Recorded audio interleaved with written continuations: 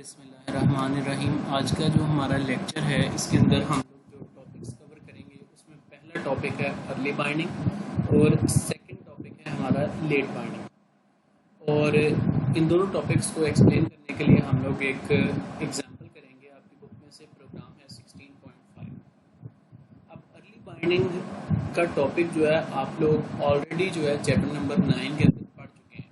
आप लोगों को पता नहीं है, डायरेक्टली नहीं पढ़ा लेकिन इनडायरेक्टली आप लोग अर्ली बाइंडिंग का टॉपिक जो है वो ऑलरेडी पढ़ चुके हैं। तो मैं एक्सप्लेन करता हूँ कि अर्ली बाइंडिंग क्या चीज़ है और लेट बाइंडिंग क्या चीज़ है।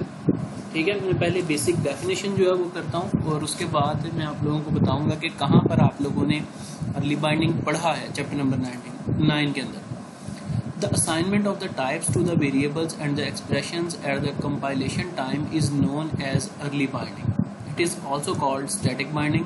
The early binding occurs when everything required to call a function is known to compile time. Early binding enables the compiler to know exactly which function will be called when a certain statement is executed. When a program is compiled, the compiler checks the function calls and decided which function is to be executed. This process plays during the compilation process is normal in normal programs with functions. It is an example of early binding. अच्छा जी, early binding के बारे में बताता हूँ। ये इस paragraph के अंदर उसने क्या बताया। अर्ली बाइंडिंग एक ऐसा प्रोसेस है जिसके अंदर जब आप प्रोग्राम को कंपाइल करते हैं तो कंपाइलर को फौरी तौर पे कंपाइलेशन के दौरान ही पता चल जाता है कि उसने किस फंक्शन को कॉल करना है। फॉर एग्जांपल, मैं एक एग्जांपल देता हूँ कि आपने एक क्लास बनाई ए, उसके अंदर आपने एक फंक्शन लिख दिया शो के नाम से। फिर आपने उसी की एक चाइल्ड क्लास बनाई बी और उसके अंदर भी आपने फंक्शन लिख दिया शो के नाम से। जब आप उस प्रोग्राम को कंपाइल करेंगे यानी कि ऑब्जेक्ट क्रिएट करके मेन फंक्शन के अंदर क्लास ए या बी का, तब उसी वक्त कंपाइलर जो है ये बात डिसाइड कर लेगा ऑब्जेक्ट को देखते हुए कि उसने किस फंक्शन को कॉल करना है। ठीक है, अब क्योंकि कंपाइलर को कंपाइलेशन के टाइम पे ही पता चल जाएगा कि उसने दोनों में से किस फंक्शन को कॉल करना है, तो इस प्रोसेस को हम अर्ली बाइंडिंग कहते हैं। ठीक है, यानी जब कंपाइलर ने प्रोग्राम कंपाइल किया उसी वक्त उसने सिंटैक्स के हिसाब से या रूल्स के हिसाब से देख लिया कि दोनों में से किस फंक्शन को उसने कॉल करना है। फॉर एग्जाम्पल, अगर हमने चाइल्ड क्लास का ऑब्जेक्ट क्रिएट किया था और सेम नेम से चाइल्ड क्लास और पेरेंट क्लास के अंदर फंक्शन मौजूद है, तो कंपाइलर को कंपाइलेशन के दौरान ही पता चल जाएगा कि उसने चाइल्ड क्लास का फंक्शन जो है उसी को कॉल करना है। ठीक है, तो इस प्रोसेस को हम लोग अर्ली बाइंडिंग कहते हैं, जिसमें कंपाइलर को कंपाइलेशन के दौरान ही पता चल जाता है कि उसने किस फंक्शन को कॉल करना है। जबकि लेट बाइंडिंग जो है वो थोड़ी सी इससे ऑपोजिट है या थोड़ी सी डिफरेंट है। ये किस तरह से डिफरेंट है, इसके अंदर कोड जो है वो कुछ इस अंदाज से लिखा जाता है कि कंपाइलर को कंपाइलेशन टाइम के दौरान पता नहीं चलता कि उसने किस फंक्शन को कॉल करना है, बल्कि उसे रन टाइम के दौरान पता चलता है, यूजर की कमांड्स के मुताबिक पता चलता है कि उसने कौन सा फंक्शन कॉल करना है। फॉर एग्जाम्पल, यूजर के पास मल्टीपल ऑप्शंस होते हैं। रन टाइम के ऊपर अगर वो ऑप्शन 1 सिलेक्ट करता है तो कोई और फंक्शन कॉल होता है। रन टाइम के अंदर अगर वो ऑप्शन 2 सिलेक्ट करता है तो कोई और फंक्शन कॉल होता है। अब क्योंकि फंक्शन की कॉल जो है वो कंपाइलेशन के दौरान डिसाइड नहीं हुई बल्कि रन टाइम के दौरान यूजर ने डिसाइड किया, तो इस प्रोसेस को हम लोग लेट बाइंडिंग कहते हैं। ठीक है, ऐसा प्रोग्राम जिसके अंदर यूजर रन टाइम के दौरान डिसाइड करे कि किस फंक्शन को कॉल करना है, तो उस प्रोग्राम को हम लोग लेट बाइंडिंग या इस प्रोसेस को हम लोग लेट बाइंडिंग या फिर डायनेमिक बाइंडिंग भी कहते हैं। अब इस चीज़ को एक्सप्लेन करने के लिए मैं आपकी बुक का एक प्रोग्राम जो है वो 16.5 जो है वो इस्तेमाल करने लगा हूँ। तो जी, ये मेरे पास एक सिंपल सा प्रोग्राम है। सबसे पहले हमारे पास एक सिंपल सा प्री प्रोसेसर डायरेक्टिव है, फिर हमारे पास एक स्टैंडर्ड इंस्ट्रक्शन मौजूद है। उसके बाद क्लास पेरेंट के नाम से मेरे पास एक क्लास है और पब्लिक एक्सेस स्पेसिफायर के नीचे मेरे पास एक वर्चुअल वॉइड शो नाम से फंक्शन है। अब वर्चुअल क्योंकि इस्तेमाल कर दिया गया तो इसका मतलब है कि इसे ओवरराइड किया जा सकता है चाइल्ड क्लास के अंदर। ठीक है, तो हमने शो नाम से एक फंक्शन लिखा और ये फंक्शन जो सा कहते हैं तभी एग्जीक्यूट होगा जब इस जो सा कहते हैं इसे कॉल किया जाएगा। उसके बाद इसी तरह चाइल्ड 1 के नाम से हमने एक चाइल्ड बनाया और इसके अंदर जो सा कहते हैं इसे चाइल्ड बना दिया पेरेंट क्लास का, और इसके अंदर भी हमने सेम नाम से जो सा कहते हैं एक फंक्शन लिख दिया चाइल्ड 1 के नाम से। सॉरी शो के नाम से, इसके अंदर हमने सी आउट स्टेटमेंट लिखी है child1 क्लास के नाम से। इसी तरह हमने child2 के नाम से एक और चाइल्ड बनाया और ये भी पेरेंट क्लास का ही चाइल्ड है। इसके अंदर जो हमने शो नाम का फंक्शन लिखा है, इसके अंदर हमने सी आउट स्टेटमेंट लिखी है child2 क्लास, यानी कि child2 का ये चाइल्ड क्लास 2 का यानी कि ये फंक्शन है। अब हम मेन फंक्शन के अंदर आ जाते हैं। मेन फंक्शन के अंदर हमने पेरेंट डाटा टाइप को इस्तेमाल करते हुए एक एरे बनाई है, ठीक है। हमने पॉइंटर्स की एक एरे बनाई है। इसका मतलब है कि हम 3 जो है वो पॉइंटर जो सा कहते हैं बना रहे हैं, यानी कि हम पॉइंटर एरे को इस्तेमाल करते हुए 3 ऑब्जेक्ट्स जो है वो क्रिएट कर सकते हैं, ठीक है।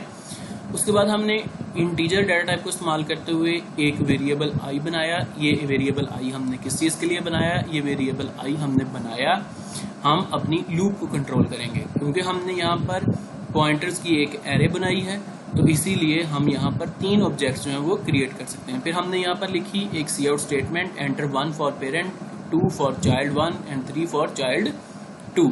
यानी हम यूजर को ऑप्शन दे रहे हैं कि अगर वो 1 एंटर करेगा तो पेरेंट क्लास का ऑब्जेक्ट क्रिएट होगा, अगर जो सा कहते हैं वो 2 लिखेगा तो चाइल्ड क्लास 1 का ऑब्जेक्ट क्रिएट होगा। इसी तरह अगर वो 3 जो है वो टाइप करेगा तो चाइल्ड क्लास 2 का ऑब्जेक्ट जो है क्रिएट होगा, ठीक है।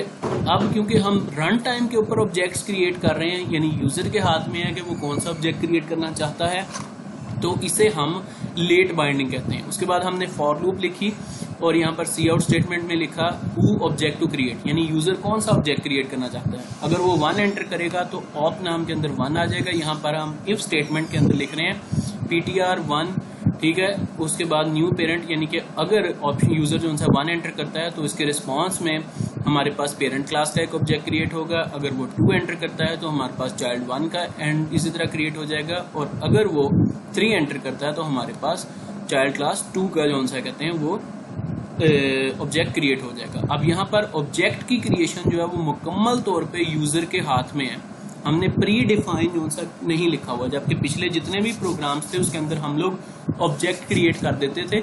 जब हम ऑब्जेक्ट क्रिएट करते थे तो कंपाइलर कंपाइल करता था, तो कंपाइलेशन के दौरान ही उसे पता चल जाता था कि उसने कौन सी क्लास के कितने ऑब्जेक्ट क्रिएट करने हैं। जबकि यहाँ पर उसे कंपाइलेशन के दौरान कोई आइडिया नहीं है, उसे कुछ नहीं पता कि यूजर कितनी दफा 1 एंटर करने वाला है, कितनी दफा 2 एंटर करने वाला है, कितनी दफा 3 एंटर करने वाला है, ठीक है।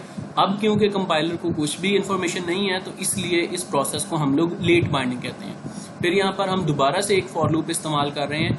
ये फॉर लूप हम इसलिए इस्तेमाल कर रहे हैं कि यूजर ने जितने भी ऑब्जेक्ट्स क्रिएट किए हैं, यानी कि यूजर ने 3 ऑब्जेक्ट्स जिस टाइप के भी क्रिएट किए हैं, उन्हें वापस कंप्यूटर की स्क्रीन के ऊपर डिस्प्ले करवाया जा सके शो नाम के फंक्शन को कॉल करके।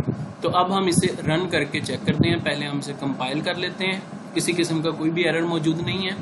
अब हम इसे रन करते हैं। अब देखें वो यहाँ पर दे रहा है enter 1 for parent, 2 for child1, 3 for child3। अब यहाँ तक जो सा कहते हैं किसी भी किस्म का प्रोग्राम जो है वो कंपाइल हो चुका हुआ है, ठीक है, कंपाइलेशन कंप्लीट हो गई है, लेकिन कंपाइलर को कोई भी इल्म नहीं है कि कितने ऑब्जेक्ट्स जो है वो किस टाइप के क्रिएट करने हैं। फॉर एग्जाम्पल अगर मैं 1 एंटर करता हूँ तो वो पेरेंट क्लास का एक ऑब्जेक्ट क्रिएट कर देगा। पेरेंट क्लास का एक ऑब्जेक्ट क्रिएट हो गया। मैं दोबारा से 1 एंटर कर देता हूँ, पेरेंट क्लास का सेकंड ऑब्जेक्ट क्रिएट हो गया। मैं फिर 1 एंटर कर देता हूँ, पेरेंट क्लास का थर्ड ऑब्जेक्ट क्रिएट हो गया। तीनों के तीनों ऑब्जेक्ट जो हैं वो पेरेंट क्लास के क्रिएट हुए हैं। अब ये मुकम्मल तौर पे मेरे हाथ में था कि मैंने जो भी इनपुट प्रोवाइड की उसके मुताबिक ऑब्जेक्ट्स क्रिएट हुए। जब मेरी इनपुट के मुताबिक ऑब्जेक्ट क्रिएट हुए, यानी कि रन टाइम पे मैंने जो इनपुट प्रोवाइड की उसके मुताबिक ऑब्जेक्ट क्रिएट हो रहे हैं, तो इस प्रोसेस को हम लोग लेट बाइंडिंग कह देते हैं। अगर मैं चाहता तो मैं यहाँ पर पहली दफ़ा 1 एंटर कर देता, दूसरी दफ़ा 2 एंटर कर देता और तीसरी दफ़ा 3 एंटर कर देता, तो मेरे पास तीनों जो सा कहते हैं क्लासेस का एक एक ऑब्जेक्ट क्रिएट हो जाता। यानी कि यहाँ पर ऑब्जेक्ट की क्रिएशन जो है वो पहले से डिसाइडेड नहीं है, बल्कि रन टाइम के ऊपर डिसाइड हो रहा है कि कौन सी क्लास के कितने ऑब्जेक्ट क्रिएट किए जाएंगे। तो इस प्रोसेस को हम लोग लेट बाइंडिंग कहते हैं, और ये पॉलीमॉर्फिज्म का या फिर किसी भी जो सा कहते हैं प्रोग्राम का मल्टीपल वे के अंदर बिहेवियर जो सा कहते हैं शो कर रहा है। अब आप देख सकते हैं कि हमने ये एक प्रोग्राम लिखा हुआ है, ये मुख्तलिफ वेज के अंदर जो है बिहेव कर रहा है, और इसी प्रोसेस को हम लोग पॉलीमॉर्फिज्म कहते हैं। यानी कि एक ऐसा प्रोसेस जिसके अंदर रन टाइम के अंदर या फिर जो सा कहते हैं प्रोग्राम जो मल्टीपल वेज के अंदर बिहेव कर रहा होता है, तो इसे हम पॉलीमॉर्फिज्म कह देते हैं। उम्मीद है कि ये टॉपिक आप लोगों को समझ आ गया होगा। नेक्स्ट लेक्चर के अंदर इंशाल्लाह ताला नेक्स्ट टॉपिक जो है वो हम कवर करेंगे।